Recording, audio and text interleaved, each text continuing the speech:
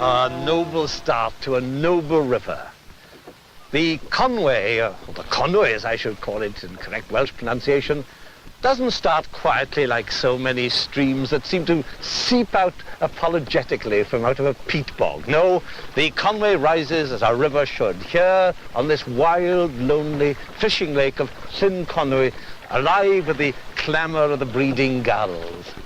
Any luck, Owen? Not yet. Too much sun, I think. Too much sun. Well, fishermen are always ready with a good excuse, but we might get something before the morning's out. But it won't matter, because here on Lake Conwy is the right place to savour to the full the atmosphere of this wonderful wilderness of the Mignaint, the vast moorland in which the Conwy is born.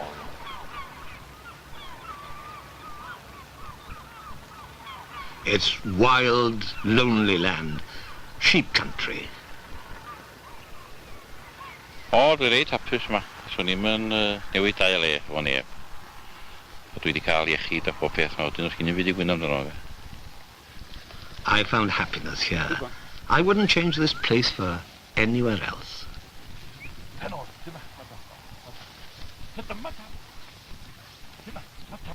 And here we are, right at the very beginning of the course of the Conwy, where it's only going to run about 30 miles. But what fantastic variety it's got in that length. I divide it roughly into 4 sections, and I can draw you a rough sketch map of it. Now, we are at the fountainhead, the first section. Avon Conwy starts here in Lake Conwy. Here we are, Llyn Conwy. There it is. There we are now. And then it cuts its way in a great curve past Ysbyddiban, little mountain village, down through the moorlands. This is section 1, in the moors. And then suddenly, it takes a tremendous plunge down into the romantic chasms almost that surround Betws-y-Coed. And here, 2 other streams join it. The lovely valley of the Llydyr comes in, and the other valley comes down from Snowdon, the Llygwy. And that's section 2, Betws-y-Coed. Then comes the 3rd section, totally different in character. The river drives its way north. It's actually through a great yew valley scooped by the glaciers. Between the high mountains of the Carneddau, there they are, they go up to, well over 3,000 feet. And Mynydd Hiraethog that gets towards the 2,000. And that's section 3. And then, once you're past Trebrw, it starts to widen out into the estuary, curving its way to the sea. Tidal it's here, and it winds its way down past Conwy and its wonderful castle, until widening all the way it goes, until finally it plunges out into the sea under the great cliffs of the Great Orm's Head. There it is, there's the coast of North Wales. Well, it's got its 30 miles to go, and here we are in at the beginning, and here's the little tiny trickle of the infant Conwy coming out of the lake at the start of its career. And from now on, we're going to give it its correct Welsh pronunciation, the Conwy, the first bridge. I always feel that there's something moving about the first things on a river, as if the little stream is reluctantly starting to grow up, the first waterfall. Oh, there'll be plenty more and bigger ones to come. But here the Conwy is still a small river of the high moorlands, still struggling its way out of the hills. And the first village, a charm of this, Ysbyddiban, a true village of the mountain world, everything built as solid as the rocks.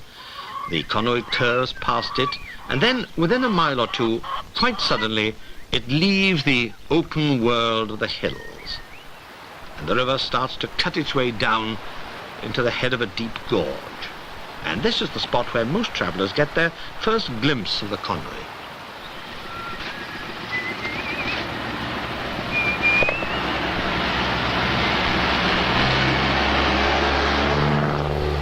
Far back in the early days of the 19th century, the great engineer Telford drove this road. It's the famous A5, clinging to the rocks on its way westward to Holyhead and the Irish crossing. A hard task, for these are the tough Ordovician rocks of Snowdonia, contorted and hardened by volcanic action, 400 million years old.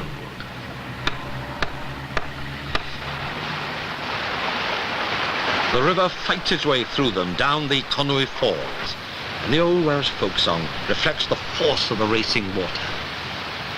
Afon Conwy, llifon felyn, mynd a choed y maes i'w chanlyn, yr ai gwaelod mi ro drithro, cyn y tro fy nghariad heibio.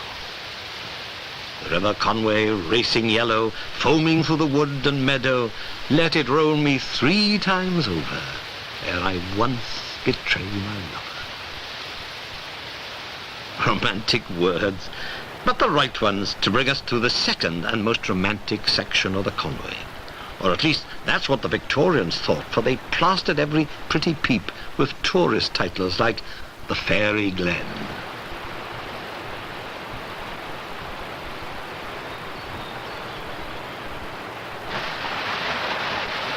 Near this point, the Llydaw River comes in, and the whole countryside becomes one gigantic pretty peep. And as soon as Telford had cut his new road down into the bottom of the valley, the fortunes were made of the quiet little hamlet that called itself Betws-y-Coed. It was well on the way to becoming Wales's greatest tourist honeypot.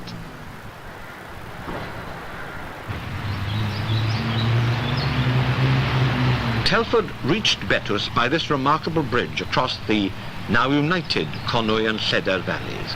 It was built of the daring new material of the day, cast iron, as daring then as pre-stressed concrete in our day. And there's no need to ask exactly when it was built. It's spelt out for you in cast iron certainty. 1815, the year of the Battle of Waterloo.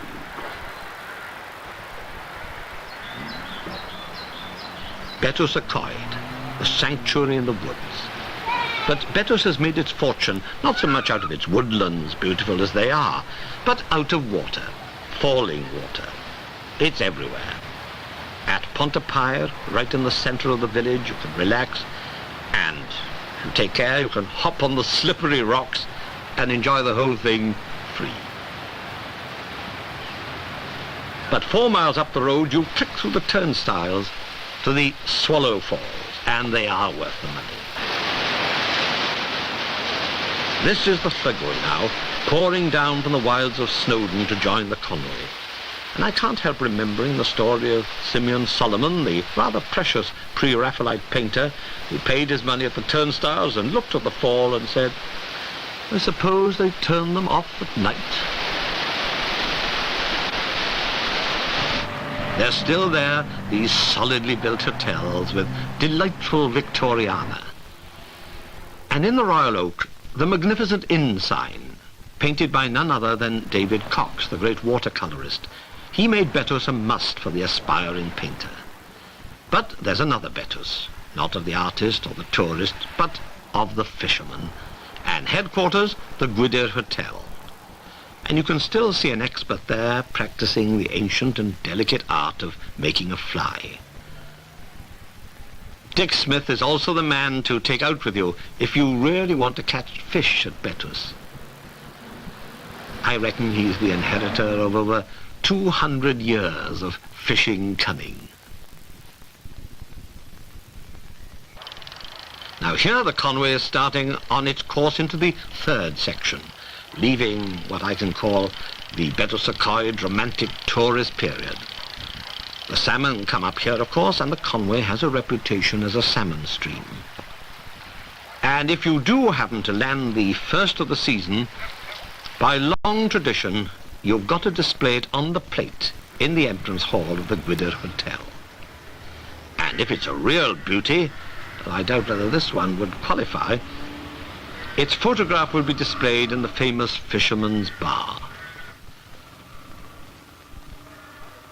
And I can warn you that the competition is strong and the stories are even stronger and longer. Now we're well into this third section of the Conwy, the deep U-shaped trench of the valley carved by the glaciers of the Ice Age, and they left rich agricultural land behind them. So naturally, here where the money was, you got the first of the old market towns, Llanrwst.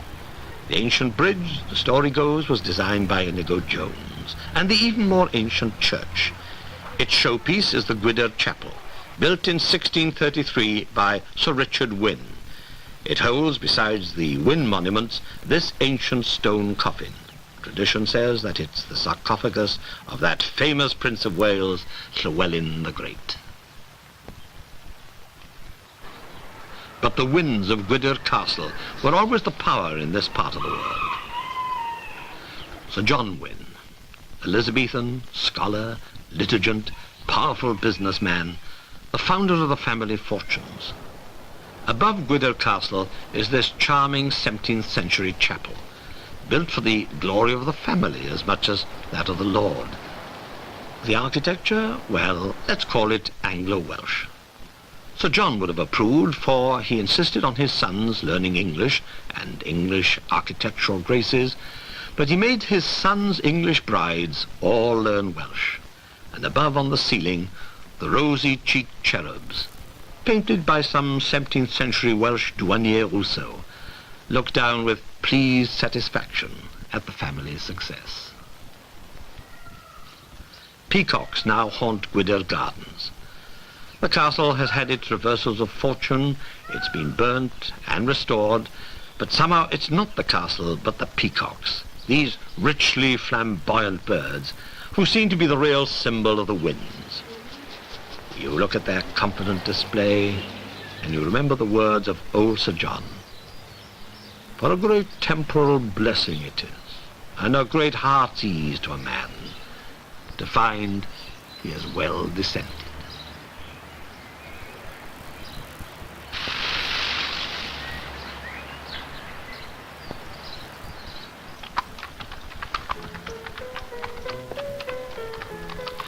Now, high above the deep trench of this third section of the Conwy, there's a secret land. I rode through it with young Sharon as my guide, for the horse seems the right way to travel here. Oh, there are roads, and you can meet cars on them, but every lane seems to tie itself into knots, and all the car drivers seem to spend most of their time in reverse. So, the horse for me in this miniature lake district. This is Llyn Geirionydd, encircled on a spur of the Carneddau Mountains, which here go up to over the 3,000-foot mark. Llyn Cravnant, even deeper and higher in the mountains. All these lakes send their waters down to add to the power of the Conwy in this third section of its course.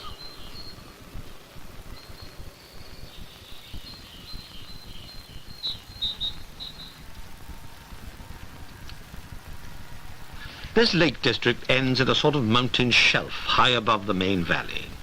It was a place of refuge in the turbulent days when the Welsh and English were constantly at war, and the Conwy was the final moat beyond which the Welsh dared not retire. So naturally, they built their churches high up on this shelf, like the one at Llanrwchwyn. Hold this for me. There's still no direct road to it. You have to walk or ride. They say it was built by Prince Llywelyn, but that his English wife found it far too lonely and tiresome to reach, and she never came near. Well, it is out of the way, certainly, and what a contrast to those Gwydir chapels, only a few miles away, but 900 feet below. The walls are astonishingly thick, but then they had to withstand mountain weather. Push open the heavy door. The interior is moving in its simplicity. Whitewashed, with sturdy square pillars, and some 17th century furnishing. Yes, said the farmer to me, when I contrasted Llanrwchwyn with the splendours of Gwydir, only don't forget, this church is still 900 feet nearer to heaven. Down from Llanrwchwyn and the high shelf of this land of the lakes, and when you're up there, it does seem a lost land hidden in the mountains, and back into the deep trench of the Conwy Valley. The Conwy now flows past the little town of Trevrw, and just beyond Trevrw, I certainly got a surprise. Well, I'm doing something I never expected to do in a journey down the Conwy. I've paused to take the waters. at the old spa, it's just about 2 miles north of the village of Trevril, the top of the tide. And it was famous in its day, although its glories may have departed now. In Victorian days and Edwardian days, everybody in North Wales came here to take the waters. Ministers got their appointments here over what one critic described as these nauseous fountains. And behind me is the old bathhouse, built with great solid blocks, rather like a print of one of those Piranesi prisons. And by heavens, they cured everything. I've got the prospectus here, nervous disabilities, sciatica, rheumatism, and general debility of the vital organs. Oh yes, and you could improve your complexion as well. And what a vision of delight the old prospectus conjures up. The bicyclists in straw boaters from Trevril. The pump room, all mahogany and polite conversation over the healing waters. And the little steamer with its white funnel and trellis railings that brought the connoisseurs of chalybeate up from Conwy on high tides for cures and gossip. Ah, but those glories have long since departed. And about a few years ago, the poor old spa was on its last legs. The rhododendron bushes growing on the lawns, even dry rot in the pump room. And then a remarkable Yorkshire family happened to be driving along the road, Mr. and Mrs. Ironson, and they looked back, saw the old pump room and said, that's for us. And here they are now, going to revive the spa. And Mr. Ironson, by the way, better bring you a glass of water. I haven't yet tasted it. Now, this is the number 2 waters, the sulphur iron waters. The sulphur rich in iron. I'm a connoisseur of these waters. Let me try. Fine bouquet. Blimey. Well, I'll tell you one thing. It's not exactly as powerful or as splendidly disgusting as the Llanwrtyd waters. No. You would drink it yourself? Yes, I do, yes. Most of I. Yes, yes. I'll try it again.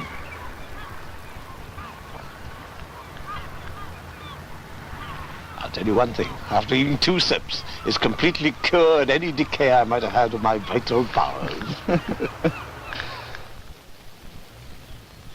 It's a curious thing, but the Romans might have been the first to sample the healing powers of Trevril Spa.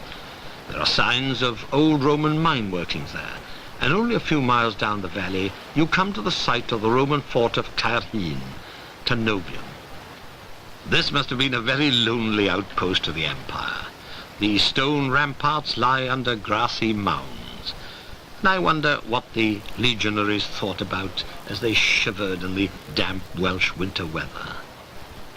A little medieval church is tucked away in one corner of the fort, like a snug swallow's nest in a ruined abbey. And maybe the stones of the fort helped to build it.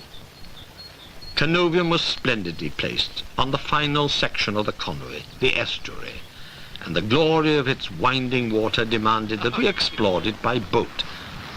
Plenty of water? Top of the tide. Top of the tide, here we go.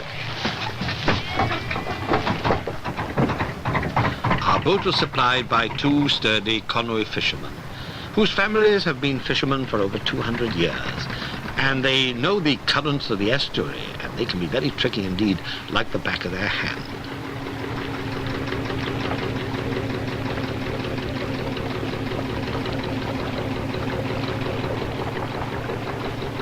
Down from Caerhun, past the highest point at which the fishermen are allowed to net for salmon. The shelducks were breeding, magnificent birds, clattering away as we approached, and there seemed to be scores of pairs on this estuary. We had cut our departure from Caerhun just a little fine, and the tide was beginning to run fiercely out, and we shot down almost as fast as the shelducks.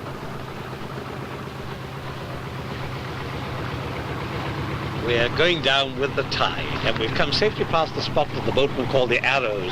That's a spot where, as the tide falls, a spur of rock runs out, so it's just as well to get past that when you've got a lot of water.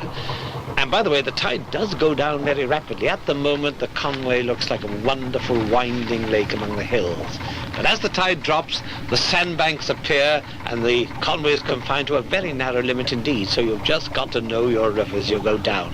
Passing now the ferry hotel. This was the old ferry used to go across before they built, in the end of the 19th century, the big steel bridge.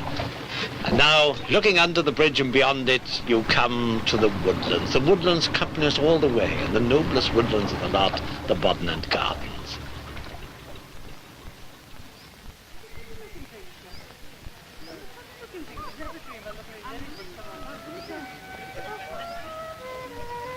Bodnant is, of course, a great show place. They get thousands of visitors a year, and the sight is magnificent, sloping down to the ever-widening river with the mountains beyond. But the real charm of these gardens is that they're natural, not too artificial.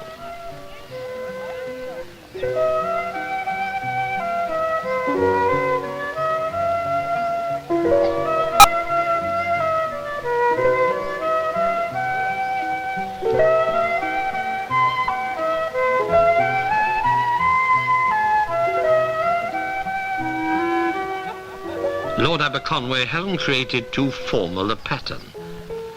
There are glades and secret groves, and lawns and rare plants. And the house and its terraces rising over all, mirrored in the deep lily pools.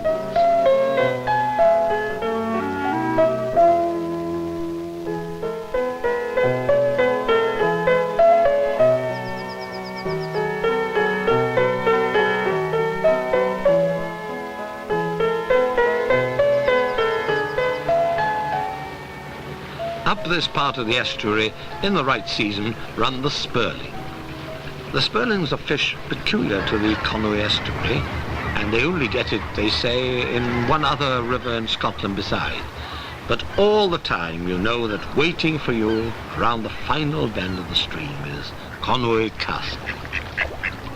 Oh, and the mother mallard and her little flotilla of fluffy ducklings too.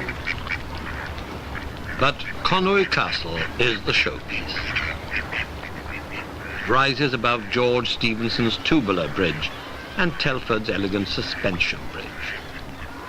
And it was built by Edward I after his conquest of Wales.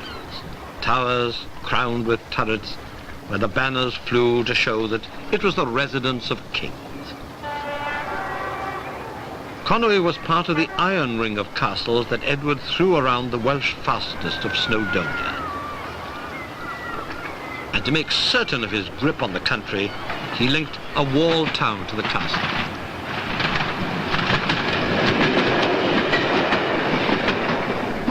There are few finer in Europe. Nothing was forgotten. Not even a splendid row of lavatories high on the safety of the town wall. The ever-widening river flows past the quays, with the little trawlers unloading their catch and the yachts swinging at their moorings. On the other side, the great rock of Deganwy. Far back in the Dark Ages, long before Edward I, it was the stronghold of the Welsh prince Maelgwn Gwynedd. The Conwy has only a mile to go before it loses itself in the salt tide. A last look back to the now distant mountains from whence it came. Away to the west, the great rock wall of the hills behind Penmaen Mawr. We are out across the mussel beds on the flood, and at last, the glittering headland of the Great Orme, and the Conwy melts into the sea.